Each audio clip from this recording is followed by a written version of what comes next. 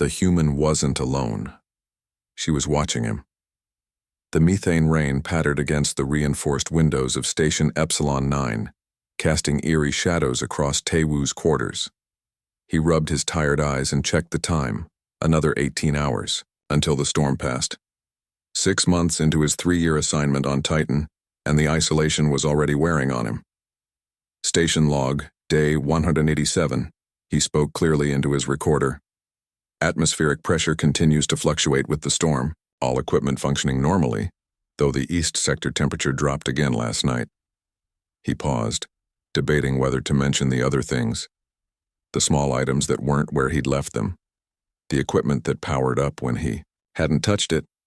Additional note, he finally continued. Request maintenance check on environmental systems. Possible glitches in temperature regulation and, he hesitated, possibly in security feeds as well. Taewoo ended the recording and sent the daily report back to Earth. The response would take nearly 2 hours to return. Saturn's distance meant even simple conversations happened across a vast gulf of time and space.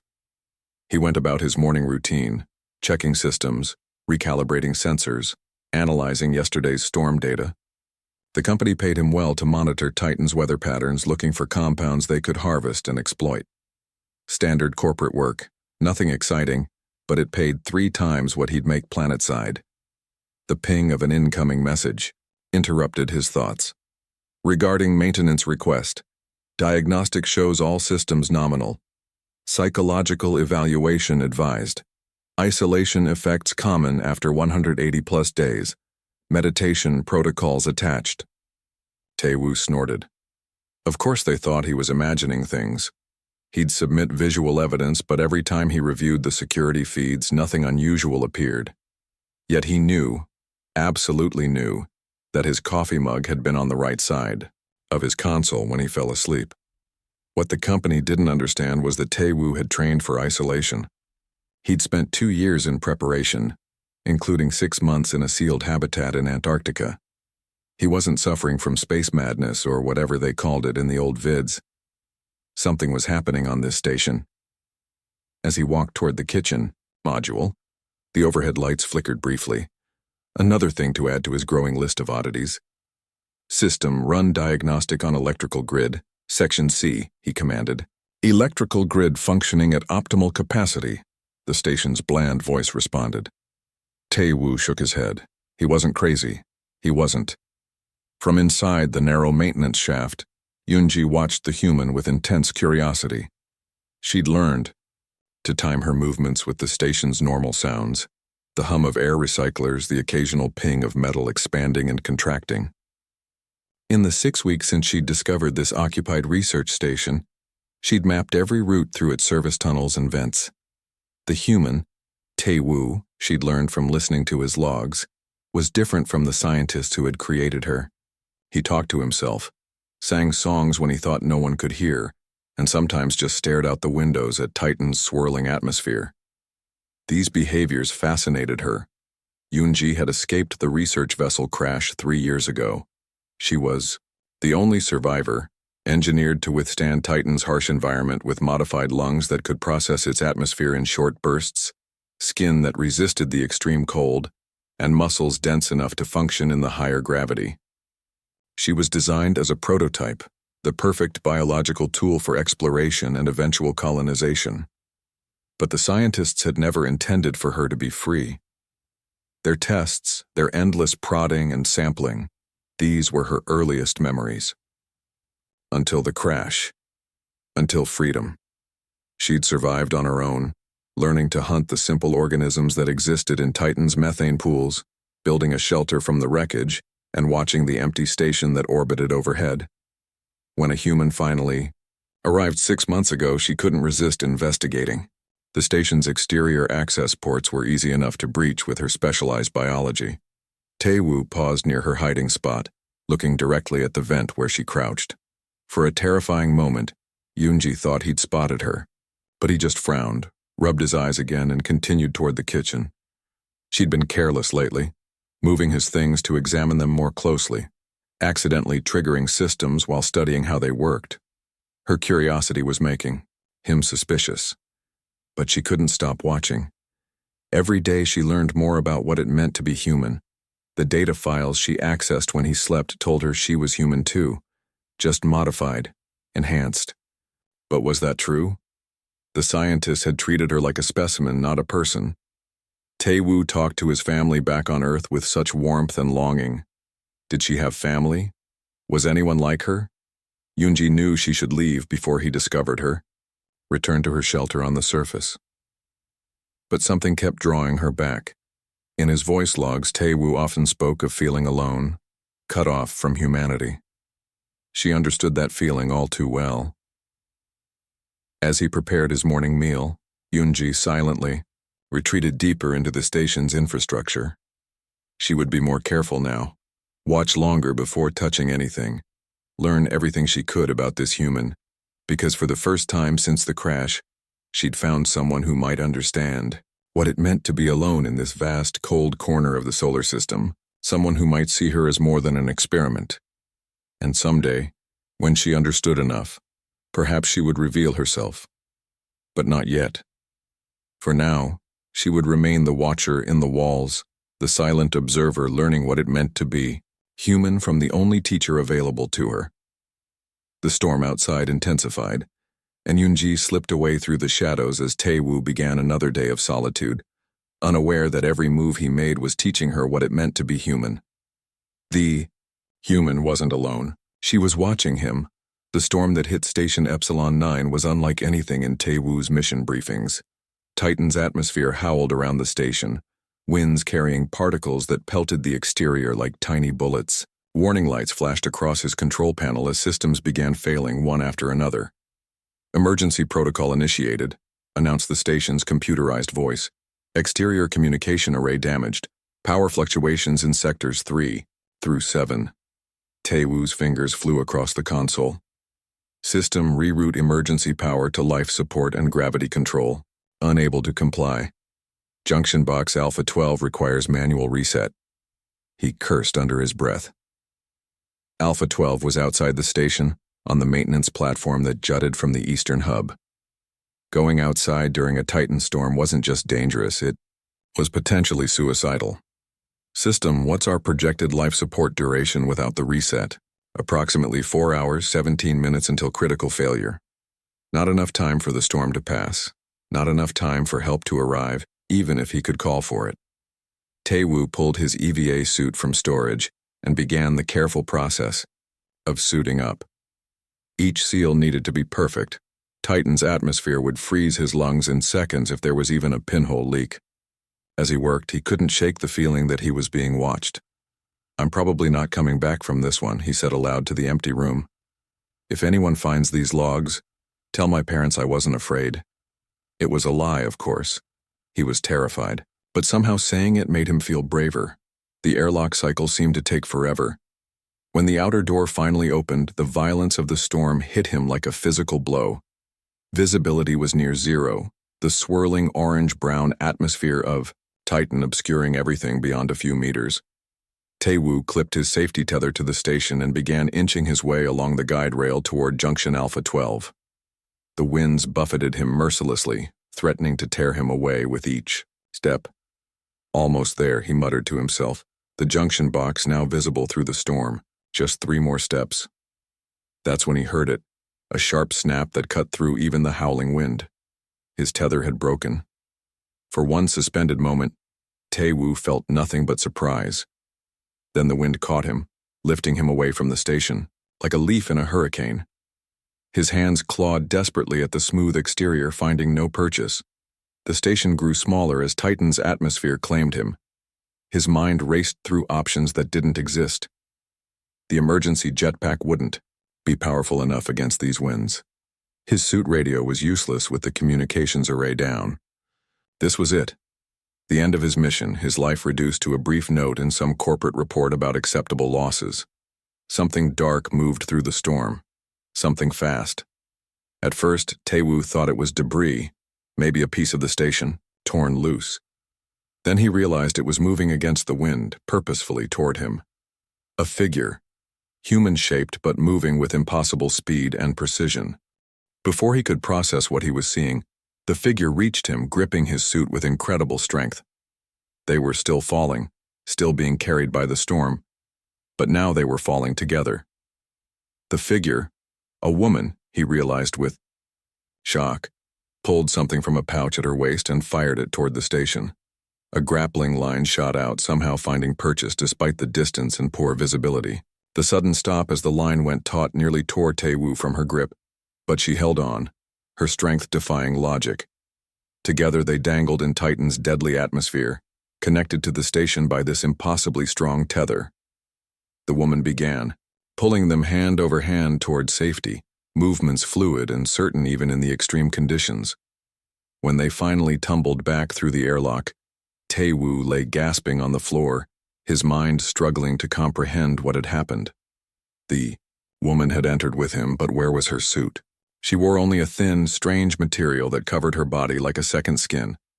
As the inner door opened and the station's breathable air surrounded them, Tae-woo finally got a clear look at his rescuer.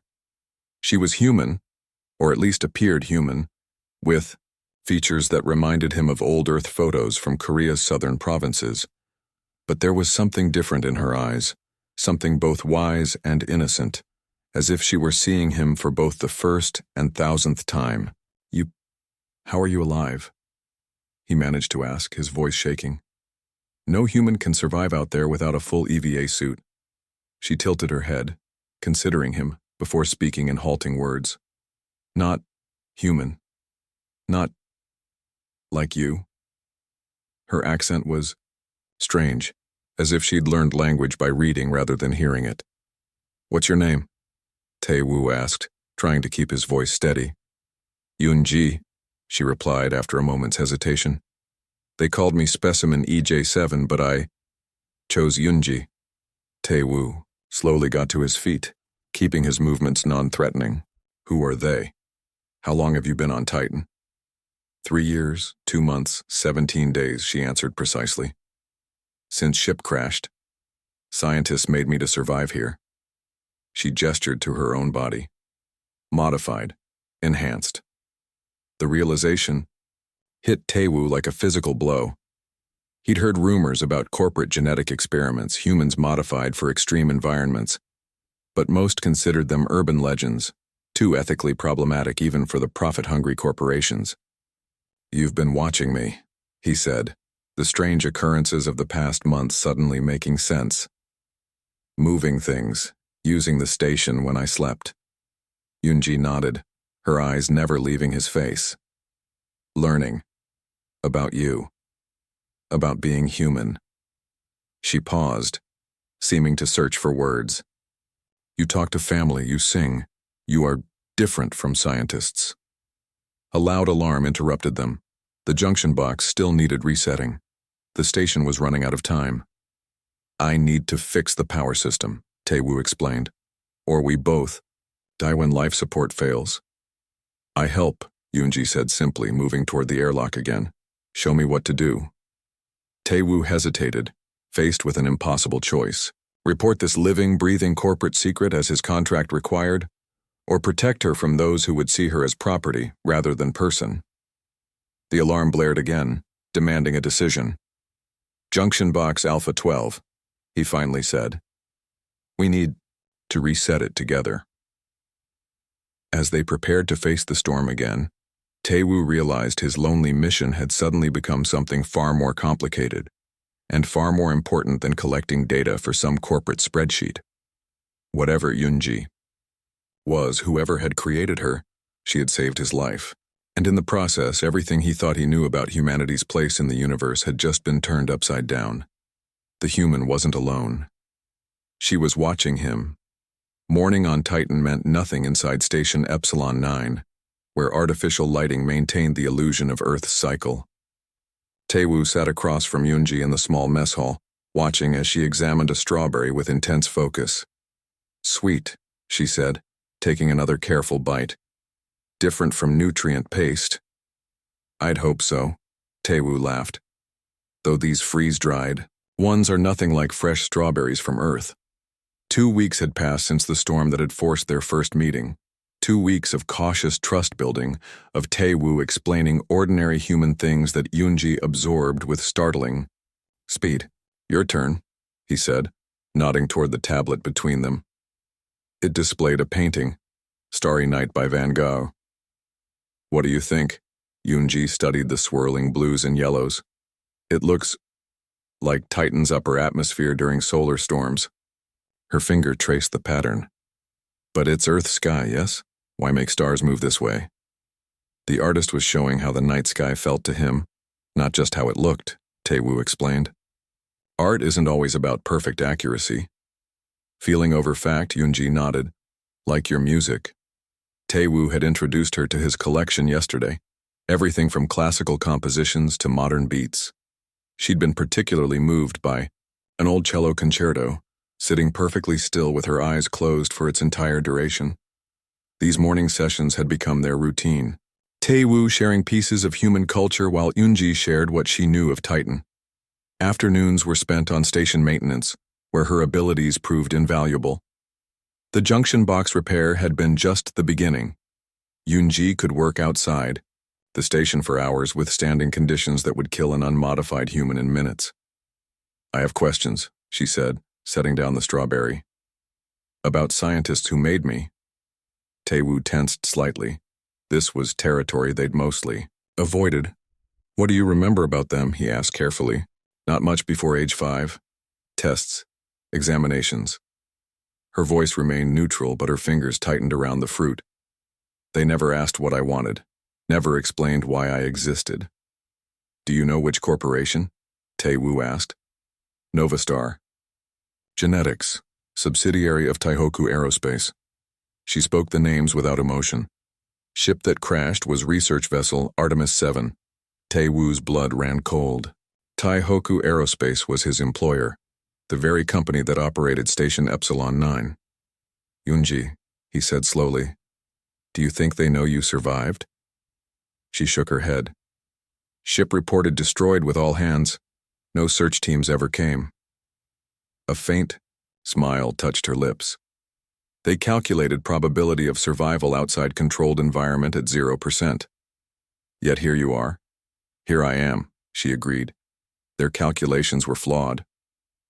Later that day, Tae-woo accessed the station's medical bay, allowing Yoonji to use the scanner to demonstrate her modifications. The results were astounding.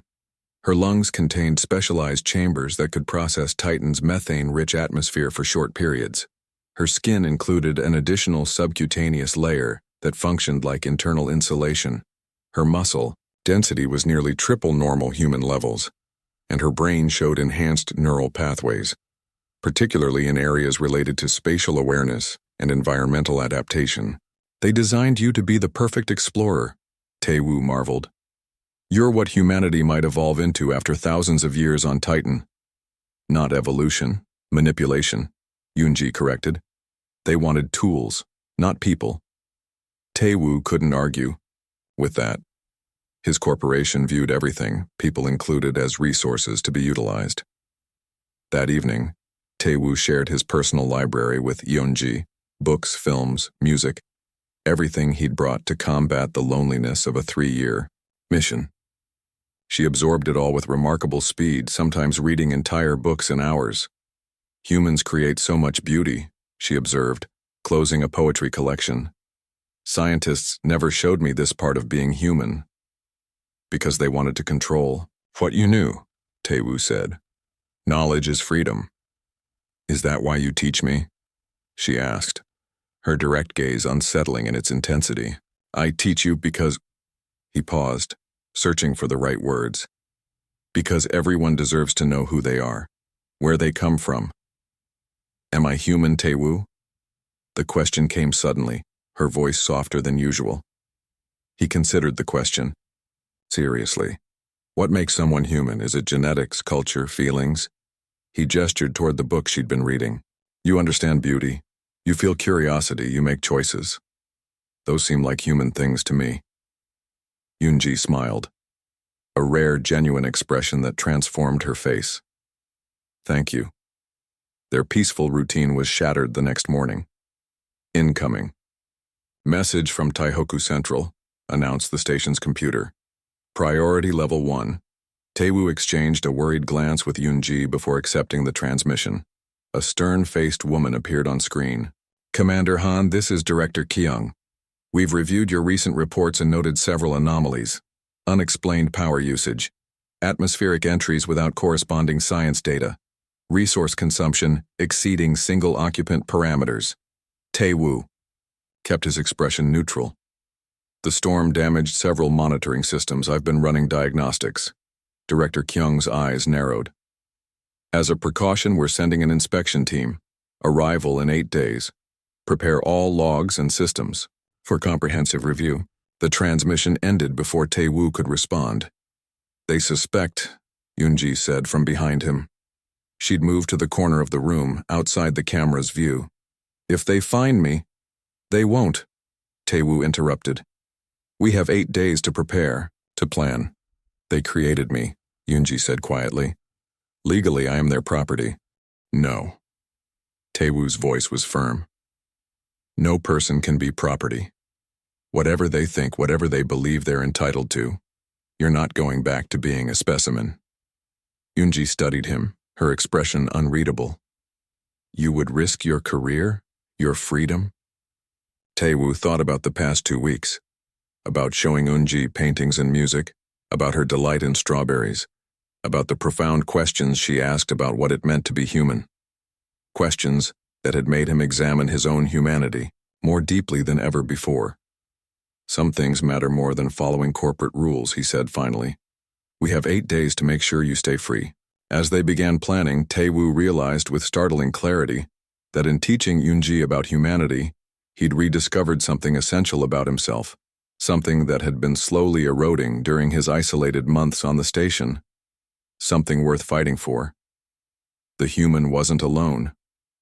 She was watching him. The inspection team shuttle docked with a metallic clang that reverberated through Station Epsilon 9. Taewoo straightened his uniform and took a deep breath. The past 8 days had been a blur of preparation, hiding evidence, of Yoonji's presence, creating false data logs and establishing emergency protocols. Now it was time to put their plan into action. The airlock cycled open. 3 figures stepped through, still removing their travel suits.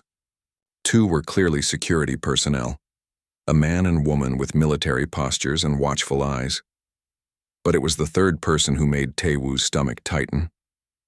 An older man, thin and precise in his movements, with cold eyes that seemed to catalog everything they touched. Commander Han, the older man said, extending a hand. Dr. Sung Jin-ho, Research Director, Taihoku Genetics Division. These are Security Specialists Park and Yoon. Taewoo shook hands, keeping his expression neutral.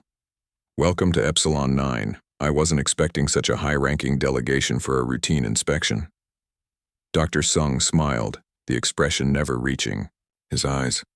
Nothing routine about atmospheric breaches and power anomalies, Commander. The company has invested billions in this station. Of course, Taewoo replied. I've prepared the logs as requested. Would you like to rest after your journey before we begin? We'll begin immediately, Dr. Sung said.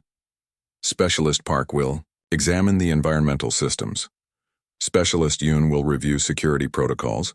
I'll take your personal logs and data collection. They dispersed through the station with practiced efficiency. Taewoo followed Dr. Sung to the main control room, hyper-aware of the communicator hidden in his ear. Yoonji's only connection to what was happening on the station.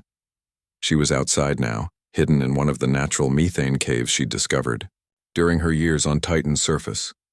Dr. Sung ran his fingers over the control panel, his touch almost intimate. Remarkable that you've maintained standards with no support crew, he commented. Most commanders find the isolation challenging. I was selected for my self-sufficiency, Taewoo replied. Dr. Sung nodded, uploading station logs to his tablet. Indeed, though even the most self-sufficient person leaves traces. He pulled something from his pocket, a small, clear container holding a single dark hair.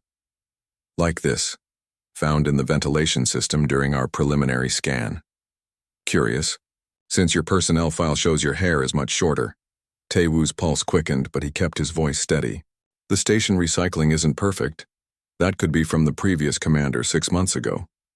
Perhaps, Dr. Sung conceded. But DNA will tell us more. Specialist Yoon has already taken it to your medical bay for analysis. Before Taewoo could respond, Specialist Park's voice came through the station comms. Dr. Sung, you should see this. East Sector Maintenance Shaft. Dr. Sung's eyes never left Taewoo's face. Let's go see what your colleague has found, shall we? In the maintenance shaft, Specialist Park held up a small object, a makeshift tool crafted from station materials and what appeared to be pieces of crashed ship components. This was hidden behind a loose panel, Park explained. Not standard equipment. Dr. Sung took the tool, examining it with narrowed eyes. Do you recognize this, Commander Han? No, Taewoo said truthfully. It's not station issue. No, it's not, Dr. Sung agreed. But I recognize the craftsmanship. He turned the tool over, revealing a small mark etched into the metal, a series of dots in a specific pattern. This is how specimen EJ7 marked her belongings during testing. A unique identifier she developed, one we never discouraged because it showed cognitive development. Taewoo felt cold dread spreading through him. Dr. Sung hadn't come for a routine inspection. He'd come hunting for Yoonji. I don't understand, Taewoo said, playing for time. What specimen? Dr. Sung's smile was thin. Commander Han, let's not waste time. EJ7 survived the crash of the Artemis 7. Somehow she's been living on Titan, and somehow she's found her way onto this station. His voice hardened. Where is she?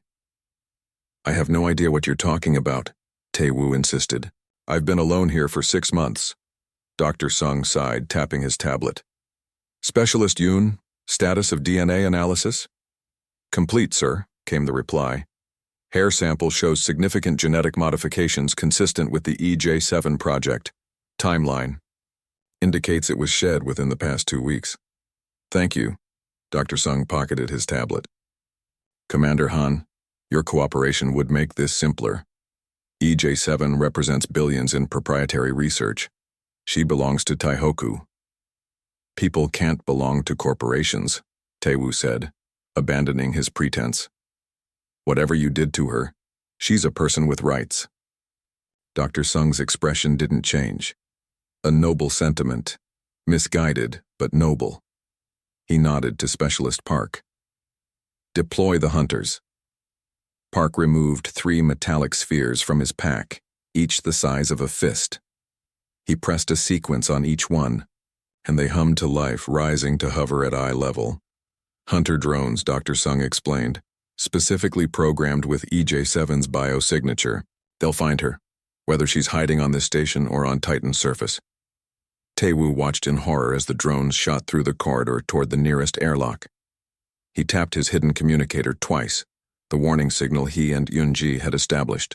You're making a mistake, Taewoo said, following Dr. Sung back toward the control room.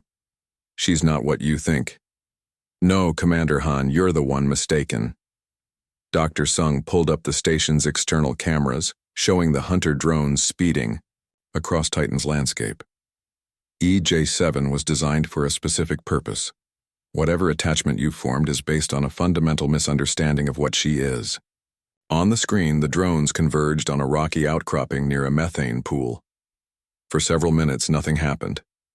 Then a figure burst from hiding, Yoonji, moving with incredible speed across terrain that would kill an unmodified human. 2 of the drones pursued her while the third circled back toward the station. Yoonji led her pursuers toward a particularly violent storm front swirling on the horizon. Impressive, Dr. Sung murmured. She's trying to use the storm to disrupt their tracking systems. What happened next left even Dr. Sung speechless. As Yoonji reached the edge of the storm, she stopped and turned. Instead of continuing to flee, she raised her arms toward the swirling clouds. The storm seemed to respond, tendrils of lightning-like energy reaching down toward her outstretched hands. What is she doing? Specialist Yoon whispered, having joined them at the monitor. The answer came as a massive electromagnetic pulse rippled outward from Yoonji's position. The hunter drones dropped instantly, their systems fried. Throughout the station, lights flickered and systems temporarily faltered. Dr. Sung's face had gone pale. That's impossible. She wasn't designed with that capability. You don't understand what she's become, Taewoo said quietly. You created her, but she's evolved beyond your designs. A new alarm blared through the station. Warning, shuttle systems compromised. Power failure in docking clamps. Emergency protocols engaged. Dr. Sung whirled to face Taewoo, finally showing emotion, rage. What have you done? Insurance, Taewoo replied calmly. While you were hunting Yoonji, I made sure you couldn't leave without hearing us out. Your shuttle is now locked to this station until I release it. This is corporate sabotage, Dr. Sung snarled. Specialists, place Commander Han under arrest, before they could move. The station lights cut out completely, plunging them into darkness. When the emergency lighting flickered on seconds later, a new figure stood in the doorway. Yoonji, her skin still steaming from her rapid return to the station. Hello, Dr. Sung, she said, her voice steady. It's been a long time since you measured my bone density and tested my pain tolerance. Dr. Sung stared at her, scientific curiosity momentarily overcoming his anger. How did you disable the hunters? That capability wasn't in your design. No, Yoonji agreed. But 3 years alone on Titan taught me many things you never anticipated. She stepped forward, and the security specialists instinctively backed away. I'm not your specimen anymore, and I have something to show you that's worth far more than me. The human wasn't alone. She was watching him. Tension filled the observation deck of Station Epsilon 9. Dr. Sung stood with his security specialists on one side, while Taewoo and Yoonji faced them from the other. Through the reinforced viewport behind them, Titan's orange-brown atmosphere swirled in hypnotic patterns. You claim to have discovered something more valuable than proprietary genetic technology? Dr. Sung's voice dripped with skepticism. Something that justifies theft of corporate property and sabotage of a company. Vessel? I discovered life, Yoonji said simply. Not just surviving, evolving. Dr. Sung scoffed. We've analyzed Titan for decades. The methane pools contain simple organic compounds, yes, but nothing that qualifies as life. Because you're looking with human instruments, Yoonji replied. Designed to find Earth-like biology. She turned to Taewoo. Show him. Taewoo activated the main display, bringing up a series of readings unlike standard atmospheric data. These are measurements Yoonji helped me collect. We modified the sensors to detect patterns unrecognizable to conventional equipment. The screen showed swirling energy signatures throughout Titan's atmosphere, complex rhythmic fluctuations that pulsed like heartbeats. What am I looking at? Dr. Sung asked, professional curiosity momentarily overriding his hostility. The beginnings of a collective consciousness, Yoonji said. Titan's atmosphere isn't just weather. The methane storms carry electrical patterns that store and transmit information, like neurons firing in a developing brain. Specialist Yoon stepped closer to the display. That's impossible. So was my ability to communicate with these patterns, Yoonji countered. Yet you saw what happened with your hunter drones. Dr. Sung's eyes narrowed. You're suggesting the modifications we made to your nervous system allow you to interact with these patterns? Not as you designed, but yes. Yoonji placed her hand against the viewport. My time alone on Titan forced me to adapt.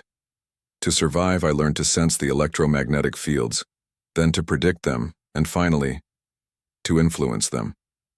If what you're saying is true, Dr. Sung said slowly, the implications would be enormous. More enormous than owning one escaped experiment? Taewoo asked pointedly. Before Dr. Sung could respond, the station trembled as a particularly violent storm approached. The patterns on the display intensified, energy signatures spiking. It's responding to your presence, Yoonji told Dr. Sung, to the threat you represent. Anthropomorphizing weather patterns doesn't make them conscious, Dr. Sung countered, though his voice lacked conviction. Yoonji smiled. Let me prove it. She closed her eyes, her breathing slowing.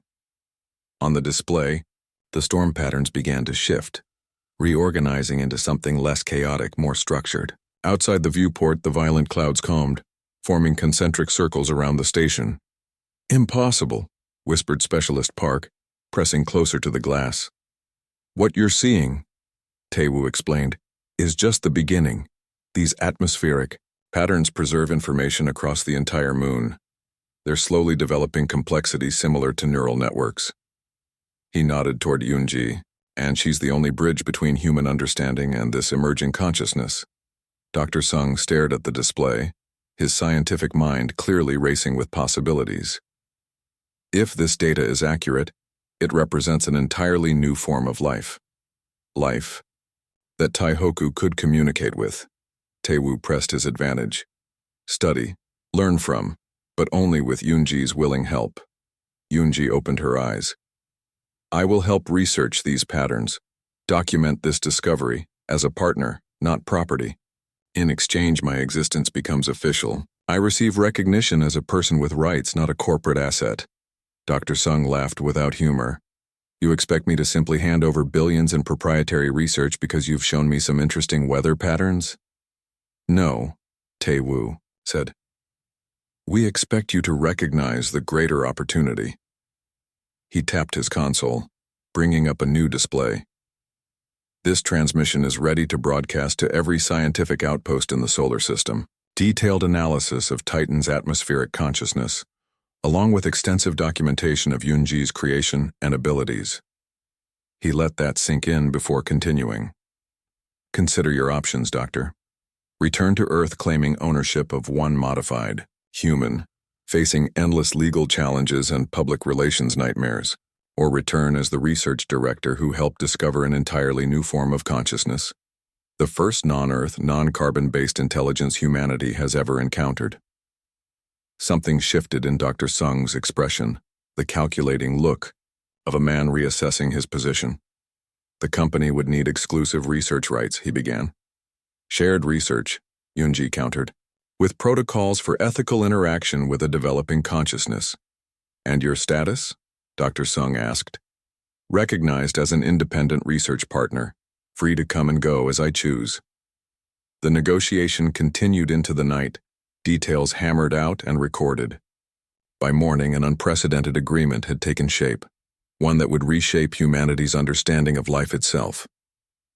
3 days later, as the company shuttle prepared to depart, Dr. Sung approached Taewoo in the corridor.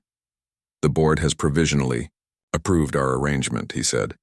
"They're calling it the Titan Intelligence Project. A research team will arrive within 2 months." "And Yoonji's status?"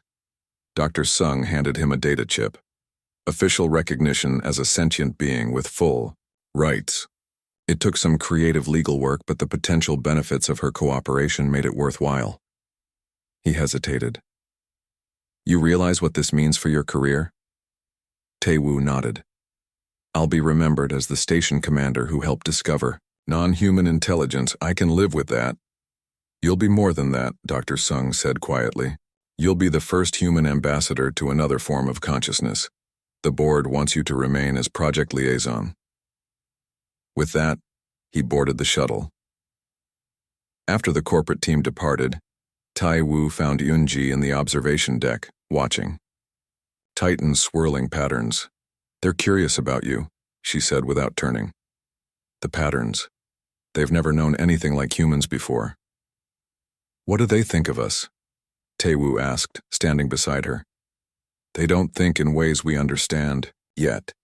But they recognize difference, complexity." She turned to face him. "They want to learn." Taewoo smiled. "That makes 2 of us." 3, Yoonji corrected, her own smile warming her face. "I have something to show you." She held out her hand. "It requires trust." Taewoo took her hand without hesitation. "I trust you." Yoonji led him to the airlock and helped him into an EVA suit modified with components from her crashed ship. "This will protect you for about 15 minutes. Long enough." "Long enough for what?" he asked as she cycled the airlock. "To feel what I feel." Together they stepped onto Titan's surface. Yoonji, protected only by her modified biology, took Taewoo's gloved hands and positioned them palms up toward the swirling atmosphere. "Close your eyes," she instructed. "Don't think in words. Feel the patterns." At first, Taewoo felt nothing beyond the vibration of Titan's windy atmosphere against his suit. Then gradually something else emerged, a rhythmic pulsing like music without sound, patterns that bypassed his ears and touched something deeper. His eyes snapped open in wonder. "Is that—" "Yes," Yoonji nodded. "That's them, reaching out, trying to understand." As they stood together on the surface of a moon hundreds of millions of miles from Earth, Taewoo realized that humanity's greatest achievement wasn't conquering the stars or creating new forms of life like Yoonji. It was this moment, learning to perceive consciousness so different from our own that we needed to evolve just to recognize it. The lonely station commander and the woman engineered to survive the impossible had found something neither was looking for, a bridge between worlds and a new definition of what it meant to be alive. Above them, Titan's atmosphere continued its ancient dance, now with new patterns forming, the first tentative communication between intelligences born worlds apart, meeting in the most unlikely of places.